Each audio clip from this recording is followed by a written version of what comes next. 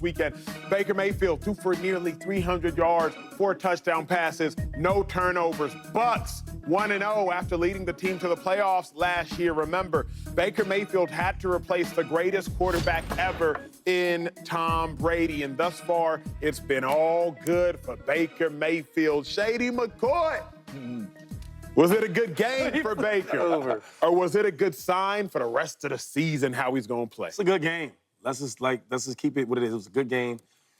You know, it's funny, man. Baker's the only type of player, I think, in the league where it's like we forget who he is. If he has a good game, it's like we instantly go right to that. We forget about everything he's done in the past to get to this point.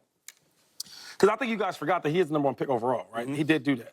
And because I know your bars are really, really small for him, like stepping over the curb, I just want to remind y'all who he really is. So last year, he went to the playoffs, right? Yes, they barely won that division at 9-8, right?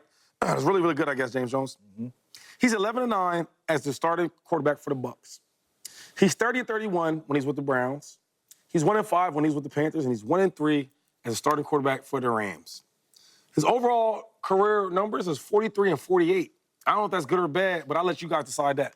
All I'm saying is, let's not forget who this guy is, right? One game doesn't define your whole career. No question. I need to see this game over and over and over again, right? I mean, who they play? They play Washington. Yeah. Rookie quarterback, they didn't really look good. Lost a lot on defense, lost a lot on offense.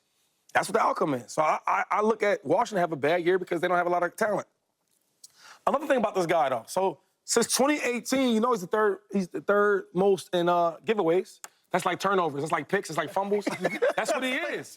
So before we go to just jump in and say how great he did and this, that, and the third and going for the next 2-3 years he's going to be this, and the third, let's just know who he really is. And I just gave you his numbers. But you can't turn your career around? You think it's too late? It's going to take more than one game. Okay. It's going to take more than one the game. last 9 games? You gave the whole Tampa Bay Bucks last 9 games. 7-2. Okay. 21 touchdown passes, 5 interceptions, 270 yards passing per game. In 5 of those starts, multiple pass touchdowns, no interceptions. He has turned the corner a little bit. Did he? Yes. Okay. In those 9 games, absolutely, when you turn on the film, and I believe it is because of what is it? The issue in Cleveland, okay? And with the Rams, he sort of had a good year with the Rams, right? Those 4 games he got thrust into. You know, whatever. But he played well. I remember watching that game, and I was like, oh, my gosh, this guy just got there, learned the playbook, throwing touchdowns. In Cleveland, he wasn't allowed to be himself. Baker himself will tell you in Tampa, under that regime, he is allowed to be himself. And what does that mean? That means show your personality, be you, Andy Reid-isms, right? Okay, all that stuff. So I do believe that Baker can turn it around. Let's throw this graphic up because this graphic should at least buy you in, Shady, because I'm thinking it's a good game and a good sign. Look at these week 1 passing touchdowns. Okay, 2024. It's the least amount of passing touchdowns since 2019. So defenses are getting better. Offenses aren't throwing at a better rate. They're playing red zone defense a lot better. However, Baker Mayfield in blue in the bottom, he threw 4 touchdowns of the 35. He's got almost 12% of the league total in touchdown passes. Who would have had that on their bingo card?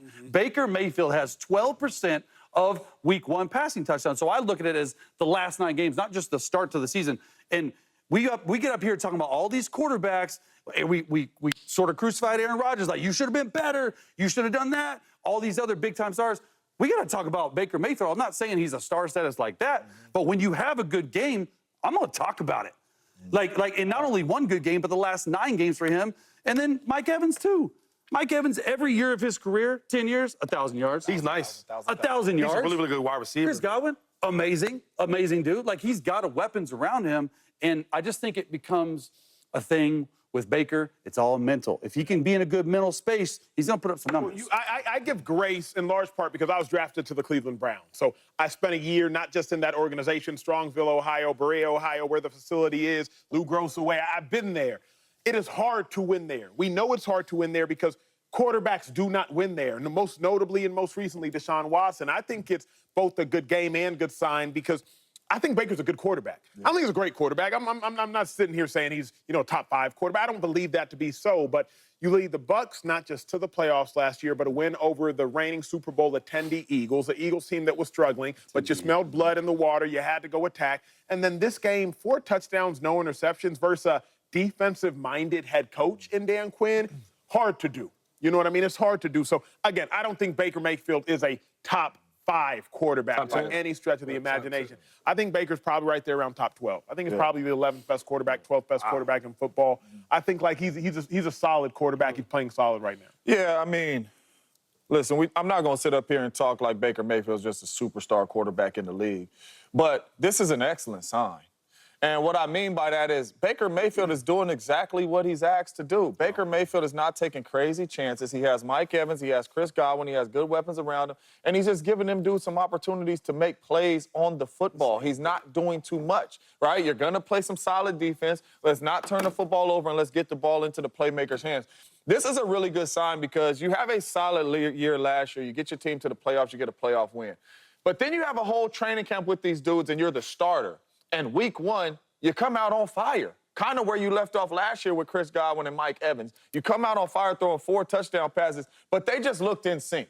He knew where he needed to put the ball for Mike Evans. He knew where he needed to put the ball for Chris Godwin. 2 totally different receivers, 2 totally different route runners, but they were on the same page. For this Bucs offense and Baker Mayfield, I think this is a really good sign for them moving forward because I believe they are all on the string right now, and I think they're going to have a really good season. Let me get this date. So September 9th, 10th, that's how great Baker Mayfield is, September 10th. You know what? I wish my ex-girlfriends felt how you guys felt, right? Like, I don't care what you did in your past, right? Only matters what you do, like, they're little recent, right? A couple games, 9 games. Dude been playing like almost 40-something games. We talking about almost 50 games. We talking about his last 9. Cool. I'm okay with that. I'm okay with that. Cool. I guess we'll just see. Well, so How many If games does it they take have enough to change the narrative? I mean, if you play regular for your whole career and then you have a couple good games, now you just nice. But Shady, All I'm saying is, I want to see later in the line if y'all having the same conversation. And I want y'all to be, is this is vocal, this is loud, and this is proud. That's all I want. Shady, That's all I want. we a recent girl. We don't believe what them other girls say. This is who we is. Man, well, We're going to find out. I have to transition to what will be the most important conversation of the day. The body cam footage of Tyreek Hill being detained by police. It was released late in the evening yesterday, and we are about to have really Quick, though. Really quick, because I know we just came off that segment. But this is like real life locker room because it's tough to regroup. That's a good point. It's tough to regroup. Like, I'm looking at my dog right now, like, we all thinking, like, dang, man, that just happened. And this is how we really are in the locker room, talking to each other, like, and this was before a game. You know what I'm saying? It's just crazy because I see everybody's body language, and usually when stuff like this happens, you walk into the locker room, you look at your brother, you like, you good, bro? You see that? You know what I'm saying? It's a tough situation. Not to get you off track, that's a good point because I was trying to get back on topic for y'all at home. I looked at my dog 2-5 and man. he wasn't doing his normal joint, so I was like, okay. Turn on the boombox. So I had to pivot and truly now we're bringing y'all into the real, not just of a locker room, but the real of our mindset. Like James just hit it on the head. Like sometimes having to transition from a topic like watching your teammate get detained, getting thrown onto the ground, getting back into football mode, which is what we all tried to do, but we all faking it to some degree, like for the sake of y'all. We're all kind of faking the funk to get back into a conversation. But well said, James, because I was trying to, but it was much harder to actually do especially than it may have seemed, especially in this segment. But again, there is no easy transition, so I'll transition nonetheless. Russell Wilson did not play in the game because of a calf injury. Justin Fields, he got the start. Justin Fields, he struggled mightily over the course of his career, but the Steelers are 1-0 with Justin Fields. James, let me ask you this question. Russell Wilson, he was in a quarterback competition going into the season. He is the starter, but he missed the game. Should he be worried about his job? He absolutely should be worried. He should have been worried when he was the starter. It was a competition. Whenever I'm in a competition and I can't compete in the competition, I should be worried. Russell Wilson, all training camp, Mike Tomlin said, this is a competition. He played in the very last preseason game. They named him the starter. Then you got hurt. Justin Fields goes out there, doesn't play lights out, but gets a W. If he goes out there this weekend again and gets another W, he's 2-0. If I know Mike Tomlin gonna be looking like, the young fella might not be lights out, but we're winning football games. We might not need no change right now. You're in a competition, even if you were starting and playing. If you play bad, Justin Fields is going out there. You're in a competition, so you absolutely should be worried, and you should be hurrying up to try to get back out here and get 100% so you can compete in this competition. You know, we can all hear a question and answer it differently. Yes, you can.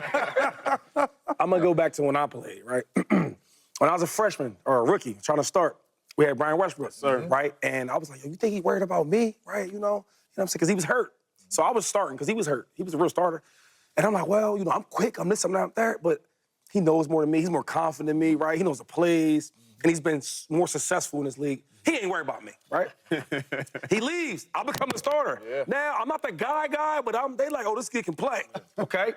I start balling. They drafted dude. So I bought it my second year. I had like 1,400 yards all purpose, something like that. Only 1,400. Light work. So look, That's a lot. my next year, I'm the guy, all pro, all that type of stuff, right? And they're bringing, Andy Reid said, hey, we're gonna take this running back, such and such, he's this and that third, Ronnie Brown. And I was like, so I'm training, like, am I worried?